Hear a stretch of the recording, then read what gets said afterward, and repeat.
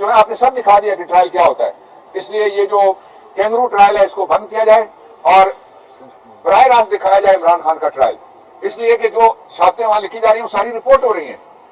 سارا social media بھرا ہوا ہے کہ فلاں گواہ نے یہ کہہ دیا. اور اس میں کون سا ایٹم بم کا فارمولہ ہے جو بیان ہو جائے گا تو لوگ گھروں میں آلو گوشت پکانے کی بجائے اور چنے پکانے کی بجائے ایٹم بم گھر میں بنانا شروع کر دیں گے. ایک مذاق ہو رہا ہے, ایک بہت سیریس مذاق ہو رہا ہے, سنجیدہ مذاق ہو رہا ہے, ظالمانہ مذاق ہو رہا ہے, بےرحمانہ مذاق ہو رہا ہے جو ٹرائل ہے عمران خان کا. پاکستان تحریک انصاف ثابت ہو گیا ایک دفعہ پھر کہ سب سے بڑی پارٹی ہے. قیدی نمبر 804 آپ یاد رکھیے گا سارے کہ جب بھی عمران اور کپتان اور قیدی نمبر 804 کی آواز باہر نکلے گی میدان کھلاڑیوں سے بھر جائے گا. باقی ایف آئی اے یا پی ٹی اے یا پیمرا یا کوئی اور ادارہ ہے اس کو ایسے کرنے چاہیے کہ لوگوں کی آزادی اظہار متاثر نہ ہو.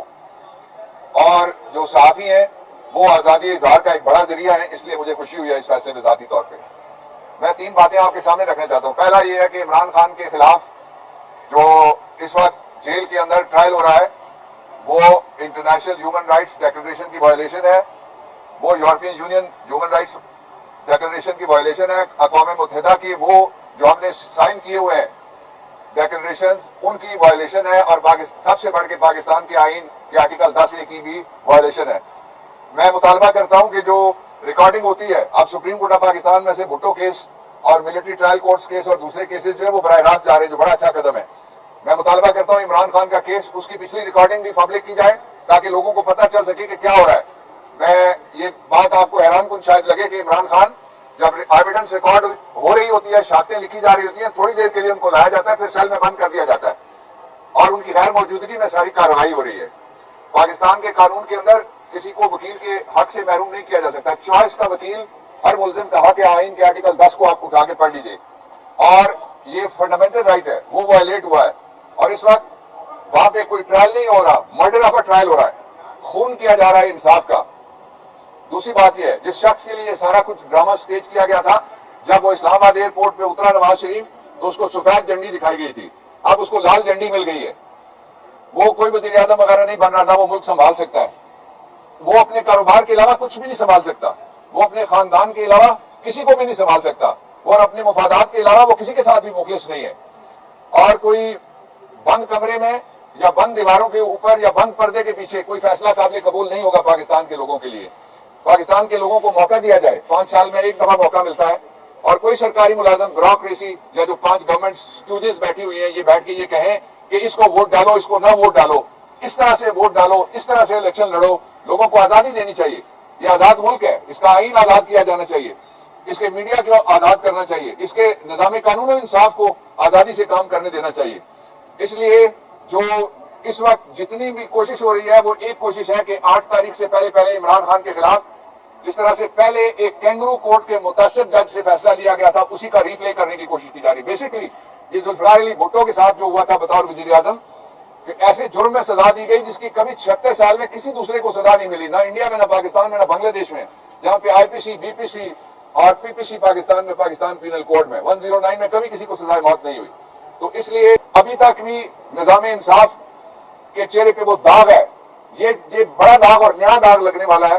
اور اس وقت اتنا شعور پبلک کا نہیں تھا اس حوالے سے کہ ٹرائل کیا ہوتا ہے. اب آپ لوگ جو ہے آپ نے سب دکھا دیا کہ ٹرائل کیا ہوتا ہے. اس لیے یہ جو کینگرو ٹرائل ہے اس کو بند کیا جائے اور براہ راست دکھایا جائے عمران خان کا ٹرائل. اس لیے کہ جو شرطیں وہاں لکھی جا رہی ہیں وہ ساری رپورٹ ہو رہی ہیں. سارا سوشل میڈیا بھرا ہوا ہے کہ فلاں گواہ نے یہ کہہ دیا. اور اس میں کون سا ایٹم بم کا فارمولہ ہے جو بیان ہو جائے گا تو لوگ گھروں میں آلو گوشت پکانے کی بجائے اور چنے پکانے کی بجائے ایٹم بم گھر میں بنانا شروع کر دیں گے. ایک مذاق ہو رہا ہے, ایک بہت سیریس مذاق ہو رہا ہے, سنجیدہ مذاق ہو رہا ہے, ظالمانہ مذاق ہو رہا ہے, بےرحمانہ مذاق ہو رہا ہے جو ٹرائل ہے عمران خان کا. پاکستان تحریک انصاف ثابت ہو گیا ایک دفعہ پھر کہ سب سے بڑی پارٹی ہے. قیدی نمبر 804 آپ یاد رکھیے گا سارے کہ جب بھی عمران اور کپتان اور قیدی نمبر 804 کی آواز باہر نکلے گی میدان کھلاڑیوں سے بھر جائے گا. اور 8 تاریخ کو انشاءاللہ العزیز جو جیتے گا وہ صرف عمران خان کی پارٹی ہے. اس لیے کہ ہماری جتنے تو امیدوار ہی کسی نے نہیں کھڑے کیے ہوئے. ایک ظلم اور ہو رہا ہے جس کی طرف میں آپ کی توجہ چاہتا ہوں وہ یہ ہے کہ تقریباً کئی 100% اضافہ کرنے کے بعد گیس کی قیمتوں میں 41% اضافہ کرنے کی سمری پھر بھیجی ہے. آپ کو کیا اختیار ہے میں آپ سے پوچھتا ہوں, یہ جو بیٹھے ہوئے ہیں عارضی हुक्मरान के आप लोगों के गले काटें और लोगों के चूड़ों के ऊपर लात मारें आप, और लोगों को खुदकुशियों पे मजबूर करें, माँ और वालिदैन को मजबूर करें कि वो बच्चों को मार के खुदकुशियां करें। गैस का बिल किस तरह से कोई 41% कबूल कर सकता है? इसलिए इसको रोकना चाहिए, और रोकने का एक ही तरीका है, वो है आजादाना इंतखाबात के जरिए से नई क़यादत सामने आए। ये जो सड़ा गला वो सीधा निजाम है जिसके नीचे धांधली होती है हमेशा, ये निजाम चलाने की कोशिश की गई तो पाकिस्तान इसको अब बर्दाश्त नहीं कर सकता। डॉक्टर साहब, एक तासर दिया जा रहा है कि 5 तारीख तक साइबर केस का फैसला आने का इम्कान है, तो अगर फैसला आ जाता है उसमें सजा हो जाती है तो तहरीक इंसाफ का लाया क्या होगा? मुझे ये बताएं, ये तासर कौन दे रहा है? नजूमी या कोई जज दे रहा है, या कोई वकील दे रहा है, या कोई सरकारी वकील दे रहा है, ये कोई स्टेट काउंसिल दे रहा है या कोई और दे रहा है? ये जो तासर है, यही तो जुल्म की सबसे बड़ी निशानी है कि पहले से लोग पेशनगोइयां करना शुरू हुए हैं कि ये फैसला आएगा। ऐसा नहीं होना चाहिए। हम पहले ही हमारी अदलिया बैनुल अक़वामी रेटिंग में कहां खड़ी है। अगर ऐसे फैसले, एक और फैसला कैंगरू कोर्ट का आ गया इमरान खान के खिलाफ, तो उससे बाकी जो रही थी थोड़ी सी किसी जगह के ऊपर अगर कोई लोगों को एतमाद है, उसको सख्त ठेस पहुंचेगी।